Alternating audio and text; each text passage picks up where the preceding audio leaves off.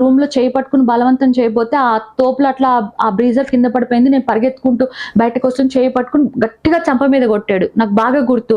నాకు ఒక్కసారికి ఇంకా భయం ఎక్కువైపోయింది. అమ్మో! వీళ్ళు నన్నేదో చేయబోతున్నారు. వీళ్ళు మంచోళ్ళు కాదని చెప్పేసి బయట ఇది బయటికెళ్ళాలి యాక్చువల్లీ. వచ్చిన దారి ఇటు బయటికెళ్దామంటే డోర్ దగ్గర అతను అడ్డున్నాడు.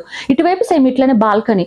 అప్పుడు నేను ఇటు వచ్చేసాను. ఇటు కూడా ఎళ్ళనివ్వట్లే లాగేస్తుంటే ఇంకా అది చావా బతుకా అన్న సిట్యుయేషన్. ఎందుకంటే ఒక అతను మనల్ని ఏదో చేయబోతున్నాడు అన్న భయంతోటి అక్కడ వస్తే ఏమైందంటే బాల్కనీలో అందరి బాల్కనీస్ ఇట్లున్నాయన్నమాట.